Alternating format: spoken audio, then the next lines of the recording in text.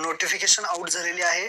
ग्रामीण डाक सेवक GDS ऑनलाईन एंगेजमेंट शेड्यूल जानेवारी 2025. यामध्ये जर पाहिलं तर रजिस्ट्रेशन सुरू झालेले 10/2/2025. अर्ज करण्याची शेवटची तारीख आहे 3/3/2025. अर्जामध्ये जर दुरुस्ती करायची असेल, एडिट करायची असेल तर 6/3/2025 पासून सुरू होईल आणि 8/3/2025 पर्यंत तुम्ही अर्जामध्ये दुरुस्ती करू शकता.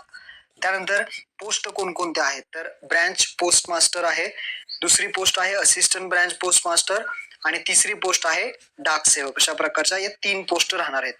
यामध्ये जर पाहिलं तर सॅलरी म्हणजेच पेमेंट किती राहील तर branch post master BPM post साठी 12,000 ते 29,000. त्यानंतर असिस्टंट ब्रँच पोस्ट मास्टर किंवा डाक सेवक यासाठी 10,000 ते 24,000 अशा प्रकारचे इथं सॅलरी म्हणजेच पेमेंट राहणार आहे. त्यानंतर एज लिमिट वयाची अट कमीत कमी 18 वर्ष पूर्ण पाहिजे, जास्तीत जास्त 40 वयापर्यंत तुम्ही इथे अर्ज करू शकता. एज रिलॅक्सेशन सुद्धा आहे, ज्यामध्ये SC ST साठी 5 वर्षाचं राहणार आहे. त्यानंतर OBC मध्ये असाल तर 3 वर्षाचं सुद्धा चालणार आहे. त्यानंतर EWS ला कोणतंही नाही. PWD म्हणजेच अपंग व्यक्ती असेल तर 10 वर्षाचं एज रिलॅक्सेशन आहे. अपंग प्लस OBC असेल तर 13 वर्षाचं आणि अपंग प्लस SC ST मध्ये असत असाल तर 15 वर्षाचं एज रिलॅक्सेशन राहणार आहे. एज्युकेशन क्वालिफिकेशन म्हणजे तुमचं फक्त इथे पाहू शकता 10th स्टँडर्ड 10वी पास फक्त तुम्ही असेल तरी इथे तुम्ही अर्ज करू शकता. रेकग्नाइज बोर्ड आपलं महाराष्ट्र स्टेट बोर्ड. त्यानंतर पुढे सिलेक्शन क्रायटेरिया. आता हे सिलेक्शन कसं आहे, कोणतीही एक्झाम होणार नाही. जे काही कॅन्डिडेट शॉर्ट लिस्टेड होणार आहेत ते मेरिट बेसिस वरती होणार आहे. तुमचं जे काही 10वीचे मार्क्स आहेत त्याच्या बेसिस वरती मेरिट लागणार आहे. तर अशा प्रकारचं हे जे काही सिलेक्शन आहे ते मेरिट बेसिस वरती असणार आहे. ज्यांना जास्त मार्क त्यांची निवड होणार आहे. आता अर्ज तुम्हाला ऑनलाईन फॉर्म या वेबसाईट वरती भरायचा आहे. इंडिया पोस्ट GDSonline.go.in या वेबसाईट वरती या. लिंक तुम्हाला डिस्क्रिप्शन मध्ये दिली आहे. इथे पाहू शकता GDS online engagement schedule January 2025. Number of post किती आहेत 21,413. ऍप्लिकेशन स्टार्ट डेट काय आहे 10/2/2025. शेवटची तारीख आहे फॉर्म भरायची 3/3/2025. लवकरात लवकर फॉर्म भरून घ्या. फॉर्म भरण्यासाठी काही स्टेप्स आहेत त्या फॉलो करायच्या. तत्पूर्वी जागा पहा, महाराष्ट्र सिलेक्ट करा. 14 नंबरला महाराष्ट्र ऑप्शन सिलेक्ट केल्यानंतर जे काही सर्कल आहेत पोस्ट ऑफिसचे ते सर्कल दाखवले जातील, डिव्हिजन दाखवले जातील. या डिव्हिजन तुम्ही या सिलेक्ट करून त्या ठिकाणी किती जागा आहेत त्या व्ह्यू पोस्ट वरती क्लिक करून जागा प्रत्येक ठिकाणी तुम्ही चेक करू शकता. प्रत्येक सर्कलला प्रत्येक डिव्हिजनला किती जागा आहेत त्या अशा पद्धतीने तुम्ही चेक करून घ्यायच्या आहेत. इथे सर्कल तुम्हाला महाराष्ट्रातले दिलेले आहेत. तर जागा पाहून घ्या आणि त्यानुसारच अर्ज करा. आता अर्ज करण्यासाठी स्टेज आहेत. पहिली स्टेज रजिस्ट्रेशन करायचं अगोदर, त्यानंतर ऑनलाईन अप्लाय करायचे स्टेप सेकंडला आणि त्यानंतर पेमेंट करायचं आहे. जनरल मध्ये येत असाल तर पेमेंट आहे, महिला असतील मुली असतील त्यांना पेमेंट नाही. आता लेफ्ट साईडला इथे जर आला तर इथे पहा स्टेज फर्स्ट रजिस्ट्रेशन या बटनावरती क्लिक करायचं आहे. इथे पहिला ऑप्शन आहे. रजिस्ट्रेशन बटनावरती क्लिक केल्यानंतर हे पेज तुमच्या समोर ओपन होईल. इथे मोबाईल नंबर विचारला जाईल तर तुमचा इथे 10 डिजिट मोबाईल नंबर इथे टाकायचा आहे. व्हॅलिडेट मोबाईल नंबर वरती क्लिक करायचं आहे. तुमच्या मोबाईल वरती OTP पाठवला जाईल, तो OTP टाकायचा आहे. त्यानंतर email ID validate email ID वर बटनावरती क्लिक करायचं आहे. ईमेल ID वरती सुद्धा OTP येईल, तो OTP इथे टाकायचा आहे आणि व्हॅलिडेट करायचं आहे. त्यानंतर 3 नंबरला आहे आपलं नाव टाकायचं आहे.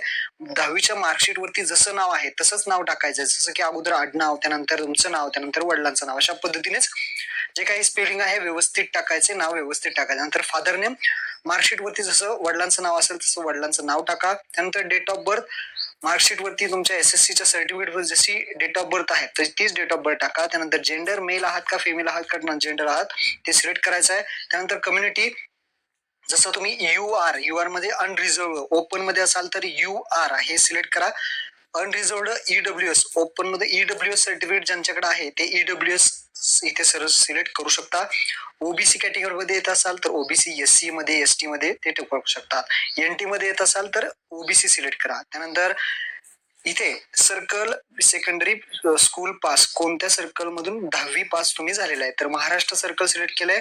तुम्ही कोणत्या सर्कल मधून झाला ते सिलेक्ट करा. तर महाराष्ट्र राज्य. त्यानंतर इयर ऑफ पासिंग कोणत्या इयर मध्ये तुमची 10वी पास झालेली आहे ते इयर ते वर्ष तुम्हाला इथे सिलेक्ट करायचं आहे. त्यानंतर खाली जो काही कॅप्चा आहे तो कॅप्चा आहे तसा जे नंबर लेटर असतील ते इथे टाकायचे आहेत आणि खाली सबमिट बटनावरती क्लिक करायचं आहे. एकदम व्यवस्थित टाकून घ्यायचंय. मी इथे सगळी माहिती भरलेली आहे आणि खाली सबमिट करतो. सबमिट केल्यानंतर तुम्ही पाहू शकता इथे आपली पहिली स्टेज कंप्लीट झालेली असं दाखवलं जाईल. फर्स्ट स्टेज रजिस्ट्रेशन कम्प्लिटेड झालेलं आहे. आता आपल्याला ओके करायचंय आणि पुढच्या स्टेजकडे जायचंय, अप्लाय ऑनलाईन कडे. आता ओके केल्यानंतर आपण पुढे येणार आहे, please continue filling your details. आता आधार नंबर विचारला, इथे आधार नंबर टाकायचा आहे. नंतर are you person with disability, अपंग व्यक्ती असाल तर येस करून कोणत्या कॅटेगरीमध्ये आहे ते कॅटेगरी तुम्हाला सिलेक्ट करायची आहे. अपंग नसेल तर नो ऑप्शन वरती इथे टिक करायची आहे किंवा क्लिक करायचं आहे. त्यानंतर खाली language studied in secondary school. आता इथे पहा, अपंगाचं झालं, अपंग असाल तर येस करा, असेल नो करा. त्यानंतर language study in secondary school, secondary 10वी मध्ये कोणती लँग्वेज तुम्हाला होती ते इथे दिलेलं आहे. तर आपल्याला मराठी होती, ते आपण इथे मराठी सिलेक्ट करणार आहे. तुम्हाला जी असेल ती तुम्ही सिलेक्ट करू शकता. त्यानंतर ओके बटनावरती क्लिक करायचं आहे. त्यानंतर वेदर एम्प्लॉय, आता तुम्ही कुठे काम करत असाल तर येस करायचं आहे. आणि जिथे काम करत असाल त्यांच्याकडून तुम्हाला एनओसी नंतर कामाला जर तुम्ही लागला तर एनओसी घ्यावं लागेल, म्हणजे नो ऑब्जेक्शन सर्टिफिकेट घ्यावं लागेल. तर तुम्ही एनओसी अवेलेबल आहे का तर येस करू शकता. जर तुम्ही कुठेच काम करत नसेल तर डायरेक्टली वेदर एम्प्लॉयच्या ठिकाणी नो ऑप्शन वरती क्लिक करायचं आहे. तुम्ही काम करत नसेल तर डायरेक्टली वेदर एम्प्लॉयचा ऑप्शन तुम्ही नो सिलेक्ट करू शकता. जर कुठे काम करत असाल तर इथे येस करायचं आहे. त्यानंतर upload photo, passport size photo upload करायचा आहे 50 KB पर्यंत 200 DPI मध्ये. याची जी काही लिंक आहे ती तुम्हाला डिस्क्रिप्शन मध्ये देतो. अपलोड सिग्नेचर हे 20 KB पर्यंत अपलोड करायचं आहे. एक तुम्हाला लिंक दिलेली आहे, त्यामध्ये फोटो आणि सिग्नेचर तुम्ही तयार करू शकता. तिथे जाऊन आपला फोटो आणि सिग्नेचर बनवून घ्या आणि इथे चूज फाईल वरती क्लिक करून अपलोड करा आणि खाली सबमिट बटनावरती क्लिक करा. लिंक तुम्हाला दिलेली आहे. सबमिट केल्यानंतर ही जी काय माहिती आपण भरली आहे एकदा व्यवस्थित वाचून घ्यायची आहे. ही माहिती सगळी बरोबर असेल तर ऍक्सेप्ट करायचं आहे आणि सबमिट बटनावरती क्लिक करायचं आहे. तर आपलं रजिस्ट्रेशन सक्सेसफुली इथे झालेला आहे. हा रजिस्ट्रेशन नंबर कॉपी करून ठेवा, तुम्हाला लागेल. त्यानंतर खाली कंटिन्यू टू अप्लाय हा एक बटन, एक ऑप्शन दिसेल, या कंटिन्यू बटन वरती अप्लाय वरती क्लिक करायचं आहे. त्यानंतर रजिस्ट्रेशन सक्सेसफुल झाल्यानंतर आता आपले ऍप्लिकेशन फॉर्म जो आहे तो पुढे न्यायचा आहे, ज्यामध्ये सर्कल अप्लाय फॉर, कोणत्या सर्कलला आपण अप्लाय करतोय तर आपण महाराष्ट्रासाठी करतोय तर महाराष्ट्रासाठी सिलेक्ट करायचं आहे आणि सबमिट करायचं आहे. सबमिट केल्यानंतर तुमच्या मोबाईलवरती ओटीपी पाठवला जाईल. तो ओटीपी तुम्हाला इथे टाकायचा आहे आणि त्यानंतर खाली कॅप्चा टाकून सबमिट करायचा आहे. ऍप्लिकेशन फॉर्म सबमिट केल्यानंतर आपण तिसऱ्या स्टेप मध्ये इथे येतो, ज्यामध्ये ऍड्रेस विचारला जातो आपल्याला, ज्यामध्ये खाली येऊन ऍड्रेस टाकायचा आहे. जसं की हाऊस नंबर, डिपार्टमेंट, स्ट्रीट, गावाचं नाव, पंचायत असेल, जिल्हा असेल, ती माहिती तुम्ही इथे टाकू शकता. पिनकोड सगळी माहिती टाकायची. जर सेम असेल कम्युनिकेशन आणि परमनंट ऍड्रेस तर इथे टिक करायचे, सेम नसेल तर तुम्ही इथे टाईप करू शकता.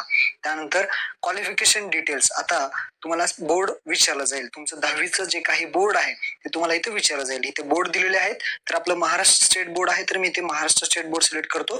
आता इथे जर पाहिलं तर 2007 ते 2014 मध्ये ज्यांचे झालेले आहेत त्यांना ऑप्शन, तिथे ऑप्शन सिलेक्ट येईल.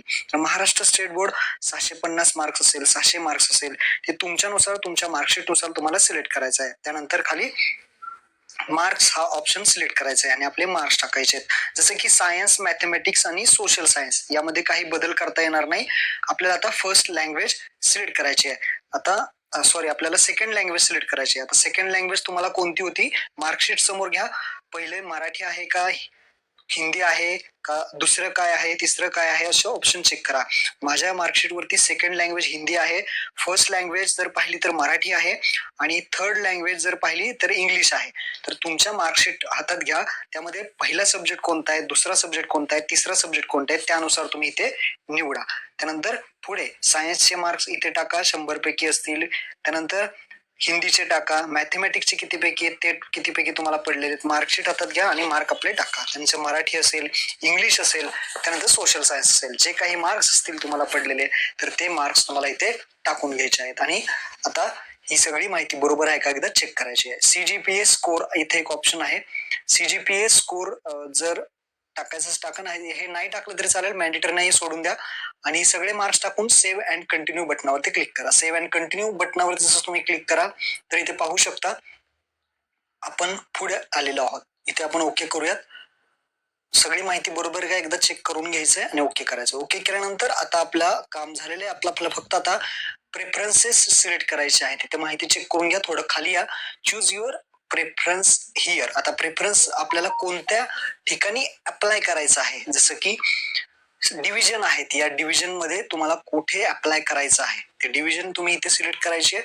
ज्या ठिकाणी तुम्हाला अप्लाय करायचं आहे, ज्या ठिकाणच्या पोस्ट तुम्ही पाहिलेल्या आहेत, सगळं व्यवस्थित पाहिले, तीच इथे सर्कल, तेच डिव्हिजन तुम्ही इथे सिलेक्ट करू शकता.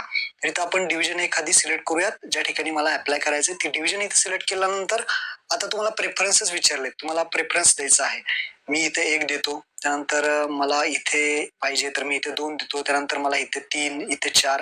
अशा पद्धतीने तुम्हाला जे जवळचं असेल त्याला 1 प्रेफरन्स देऊ शकता, जे लांबचं आहे त्याला जास्त लांबचा प्रेफरन्स. अशा पद्धतीने तुम्हाला ज्या ठिकाणी जवळ वाटते त्या ठिकाणी 1, 2, 3, 4 असे प्रेफरन्स द्यायचे आहेत. तर अशा माझ्या केसमध्ये मी इथे दिलेले आहेत, तशा तुम्ही तुमच्या केसमध्ये तुम्ही देऊ शकता. त्यानंतर खाली हिअर बाय डिक्लेअर द्या, डिक्लेरेशन ऍक्सेप्ट करून सेव्ह अँड प्रोसीड बटनावरती क्लिक करायचं आहे आणि ओके करायचं आहे.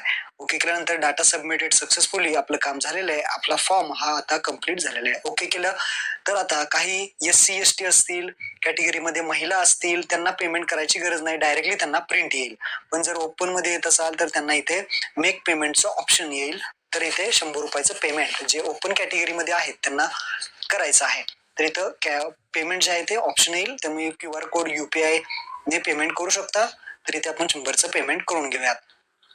पेमेंट झालेलं आहे, ऍप्लिकेशन सबमिटेड सक्सेसफुली होईल. पेमेंट झाल्यानंतर ओके करायचं आहे. काही जणांना पेमेंटचा ऑप्शन येणार नाही, डायरेक्ट तुमची प्रिंट काढून घ्यायची आहे. काही जणांना पेमेंटचा ऑप्शन आला तर त्यांनी पेमेंट करून घ्यायचं आहे. अशा पद्धतीने